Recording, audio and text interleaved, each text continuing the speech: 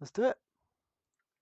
For some reason, still use Snapchat. I mean, I don't know how you haven't moved on to Instagram or just mainly using. That's not the point. That's not the point. The point is, I've been wanting to cover Snapchat for a long time now. I mean, I'm on this journey of trying to cover every dark side of every social media, and there are some outliers like Twitter, for example. Twitter's just a cesspool. Like, I don't think I'm ever going to make a video on that one. But when it came to Snapchat, it's kind of niche. Like, it really is kind of niche to find dark stories that have happened on Snapchat. I mean, don't get me wrong, we were able to do it in this video, but there's a reason this one isn't named The Dangerous World of Snapchat Criminals, because not every story I'm going to tell you guys today is about a criminal. Some of these people were just victims. Hello, everybody. Snapchat's mid, obviously. It's Snapchat. Like, yeah, it's awful. Alright, let's watch the Snapchat's Darkest Corners by Tuv. In ghost mode. So yeah, Eisman didn't need much else. And he didn't just know the location and stop there, no. He used it to physically locate the girl. He arranged to meet her, and then, in an even more disturbing twist, he essayed her. Oh, and it gets worse. He didn't essay her just once, he did so repeatedly in his home and vehicle over a 2-month period. Now the Flagler County Sheriff.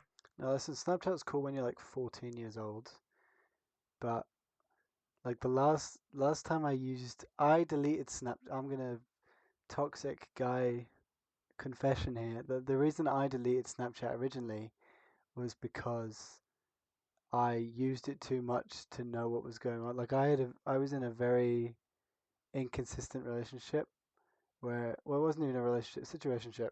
Okay, and it was kind of just, yeah, like kind of just disappear. And maybe I would use Snap Maps to see what was going on when I was worried about them. But I deleted it because it gave me too much control. Like I didn't want to know where this person was all the time because it would upset me, and I didn't want to know when they were last online, that kind of stuff.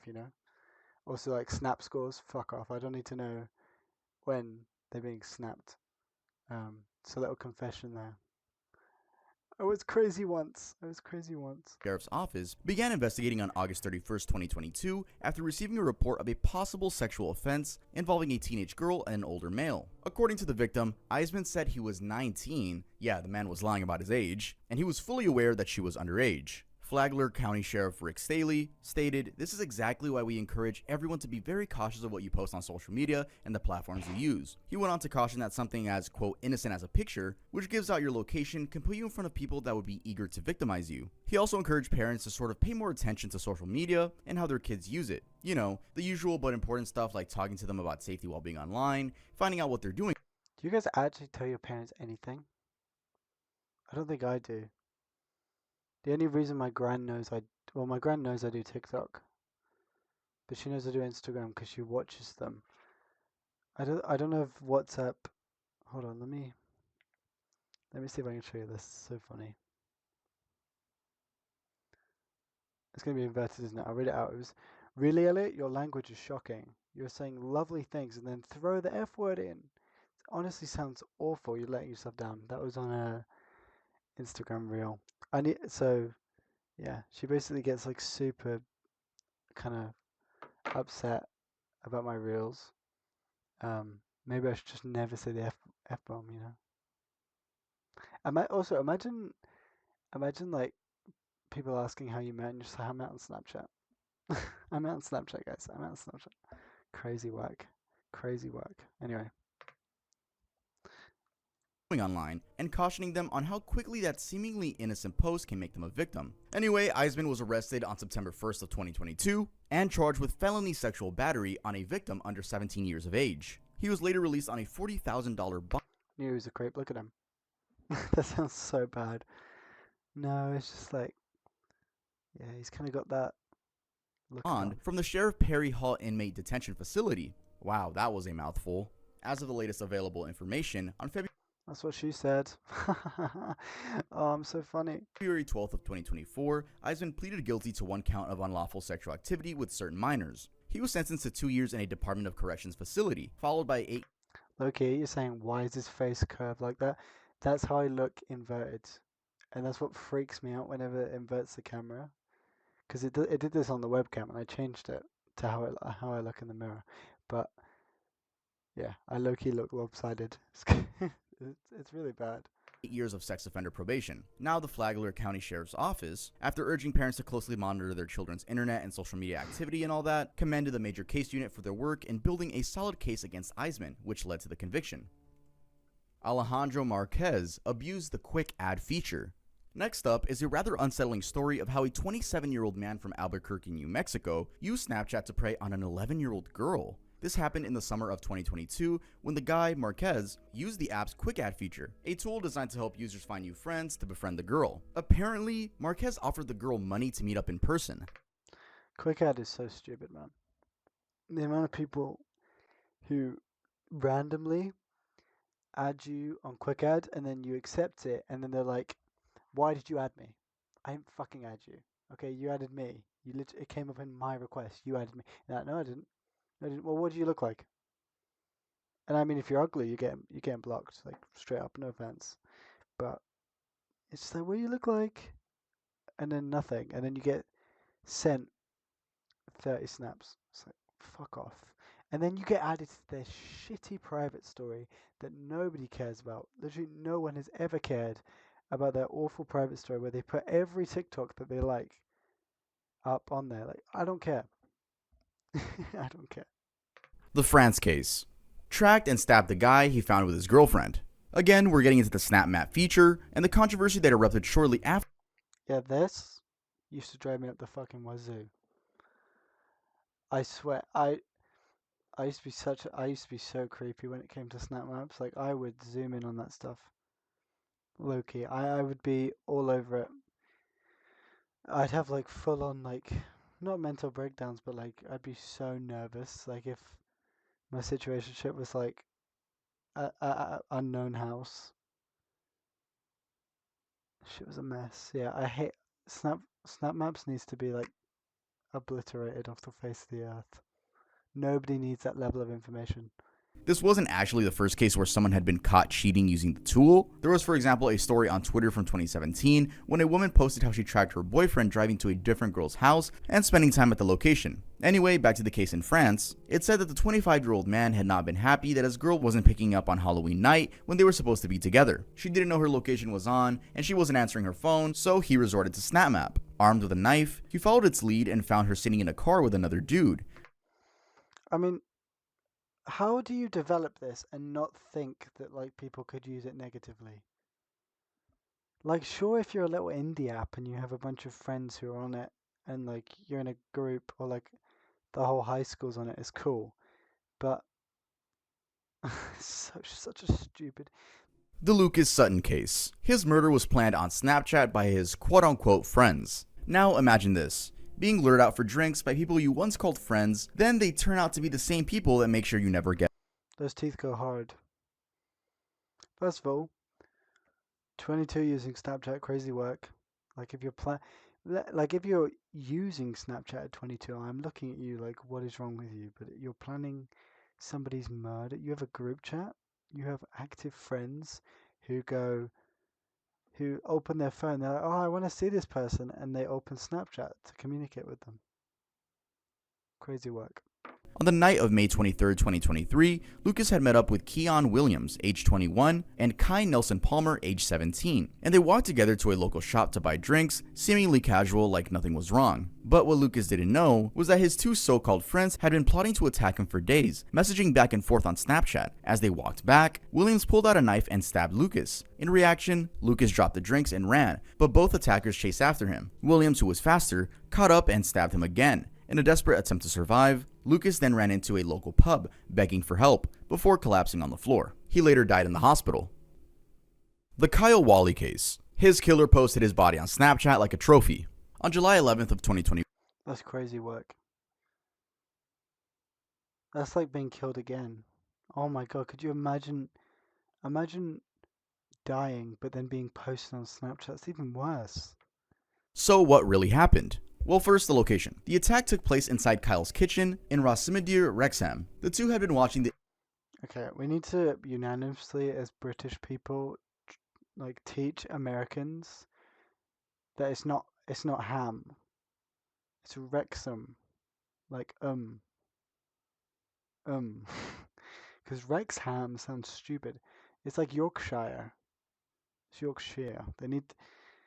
The England versus Italy match together, and Snapchat footage shown in the court captured Jones drinking cider and bourbon, joking and making stabbing motions at Kyle's back. A strange thing to do, given that he had even sent messages a day before the murder with a picture of himself and a cartoon knife captioned, "I'm going to stab you tomorrow." This is actually part of the What the fuck?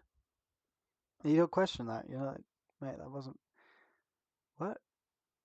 Could you imagine like opening your phone, just seeing a snap, and it's just the guy you were just hanging out with, like with a knife behind you, going, "Oh, I'm gonna stab you tomorrow, man." Crazy. argument that was had in court regarding the premeditated nature of the act. Jurors were shown videos after the murder. One had Jones with blood on his hands, looking straight into the camera and saying he stabbed up Kyle and was, quote, going to do time. Another clip showed him stomping on Kyle's lifeless body. More details were that apparently Okay, that's crazy. Stepping on his body is wild. Like if you kill someone, I feel like an average person would be like in sheer shock afterwards. But like, yeah, he's obviously got like psychopathic sort of vibe. If you're enjoying it to the point where you step on, yeah, the crazy. Selena Rodriguez case. This began after Selena had just turned 9. This was Why does she have a phone? Why? What is the obsession with like parents now giving kids phones at like 12? Like, no, 12's fine actually. 12's high school age, but like 8. Why? Why? Why can't they just play with dinosaurs? Like I did that, and look how I turned out. I'm clearly doing wonderful, of course. Um, but no, like I mean, up until the age of maybe 16, maybe 15, I had no internet, like gaming wise. So every game I played was offline, which was kind of peak. But like, I feel like you need that sort of sheltering. The only reason I had that, by the way, is because I live in the middle of nowhere and the internet sucked. when she began using Instagram and Snapchat. Yeah, I didn't even have an iPad. I had a Huddle, which is a long discontinued Tesco branded tablet that was peak. At first, it looked innocent. Filters, selfies, group chats with classmates, probably like what it is with most teens. But within months, things escalated. Her family noticed she was spending hours a day on her phone, and her mother, Tammy Rodriguez, tried to intervene. She deleted the apps and took her phone away, but Selena would apparently always find a way back. Downloaded the apps again on borrowed phones, used friends' devices, or secretly reinstalled them. Around this time, then came the messages. Strange men were contacting her, and even more disgustingly, some were pressuring her for explicit photos. Images were shared, then circulated. Word got out at school, and then the bullying started. She began being mocked by students, with some calling her names, and the psychological effect was immediate and devastating, and she changed. She's 9 years old. That's like disgusting. But then also at 9, how do these kids know what that is? I mean, I've actually got story time, and I've got to like censor it. I don't want to get in trouble. But when we did that education in S1 at high school, I this guy thought it was like the funniest thing ever to say KFC bucket of the white gooey stuff, right? Let's just say glue. I'm gonna call it glue. KFC bucket of glue, right? And I thought he was saying chum, like a bucket of chum, like what plankton has. So I was like, haha, bucket of chum, yeah, yeah. And he wasn't. I only realized that like 3 or 4 months ago. Yeah, the chum bucket. I was like, oh yeah, plankton, cool. For ages. Literally, I had no idea what that was until maybe 3 to 6 months later. The overdosing teens. Laced pills allegedly from Snapchat dealers. For the most part, you and your Are there like Snapchat dealers in the UK? Does that exist here? I feel that's a very American thing. Like I guess on college campuses, but they actually do that in the UK. parents or teachers, or whoever probably did this too, you all get the I don't know because I'm so innocent and I don't do anything like that. Like what are these? What are these even called? I don't know. You know? Yeah. these warnings about social media and bullies and creeps that are on there, and maybe some dark content. But then, this next case shows the dark side where teens basically have drugs in their face, in an actually insane way. Do you think anyone actually uses Telegram legitimately? They can't. I feel like everyone just uses WhatsApp. A 16-year-old described by those around him as smart, sweet, and just a regular teen that loved playing video games upstairs in his room. He also was excited about life, and even had an internship lined up and everything. On the particular day, Instagram's for your friends. I'd say WhatsApp is for everything work related and like grandparents and mothers. It is kind of weird. My grand does send me reels on Instagram, which is a bit strange, but whatever. he died, his mom, Dr. Laura Berman, a well-known relationship and sex expert that has even been on programs like Oprah Winfrey and Dr. Oz, said he had been upstairs playing his usual games with friends. Then when she went upstairs to talk with him about his internship, she found him lying on the floor, unconscious and not breathing. It unfortunately killed him. And where did he get it? Well, from someone on Snapchat. And that's the part his mom said she couldn't stop thinking about. According to her, she knew Sammy used social media, and she even thought it was helping him stay connected during the pandemic, but she didn't know that drug dealers, allegedly, were also right there on the same platform. Now the thing is, Sammy wasn't the only one. In fact, it turned out there were about 60 kids that died from fentanyl overdose that they allegedly bought via Snapchat. Around the same time, there's a case of Amy Neville, who on one evening said goodnight to her son Alexander, only 14 at the time, only for it to be the last time he was seen alive. He had gotten addicted to oxys, and just like Sammy, he allegedly used to get it through Snapchat. To help, Amy and her husband had immediately planned to send him to treatment, and before that, they said they thought they were doing everything right. I mean, they talked to him, checked his phone, and even turned off the internet at night. So it was a shock that by the next morning, Alexander was gone. Why do dealers do this? Like, I don't get why they lace drugs, because you're just killing your user base. Like, I'm against drug dealing and drugs in general, but like, why would you do that? I don't. What's the benefit? Is it just to get a kick out of it? Like, why would you kill your clients? Use fentanyl to make the drugs more addictive. Oh, okay. You seem to know a lot about drugs, bud.